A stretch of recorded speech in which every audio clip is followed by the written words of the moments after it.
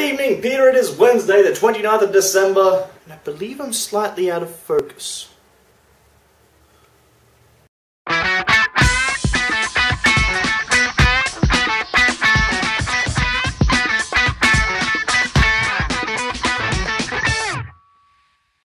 I didn't actually mean to imply that you had a shiny face at the end of my last video. I was just grabbing at straws to round off the video, and I didn't just want to say, I'll see you tomorrow. I wanted to, you know, give it something more and said, I'll see your bright and shiny face tomorrow, except for not in that stupid accent. I wasn't actually using an accent. I did use an accent to begin with, and then I stopped using the accent. Speaking of accent... Toll charge. Check the cup holder for some change. That's my friend James! After 800 metres, turn right. I got a TomTom for Christmas, and recently my friend James won the TomTom Be the Voice of Australia competition. Meaning that you can now download his voice as your TomTom Navigator voice. I just think that's incredibly cool.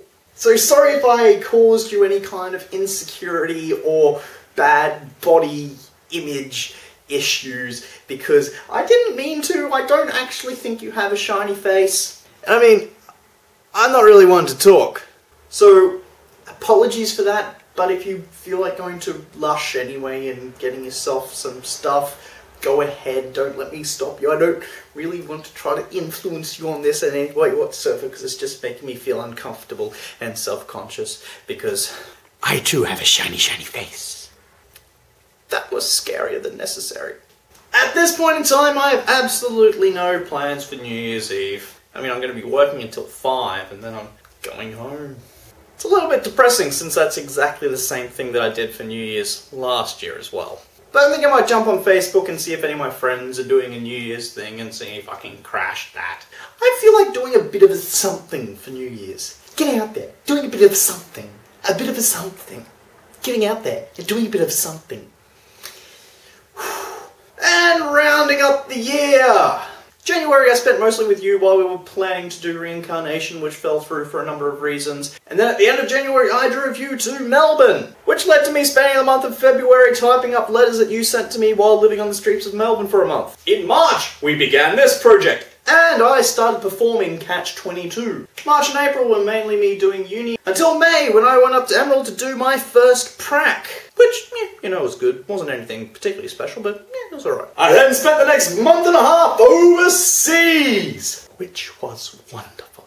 I felt fundamentally changed by my overseas adventure over about the next month, and then I got back into the habit of being a lazy uni student. The defining moments of the last semester have been uni, prac, and getting run into by an Audi, which I then had to pay for the damages of. My second prac was much, much better than my first prac. I really enjoyed the school, I enjoyed the teachers, I enjoyed the students, I enjoyed the subjects, and it filled me with hope for the future.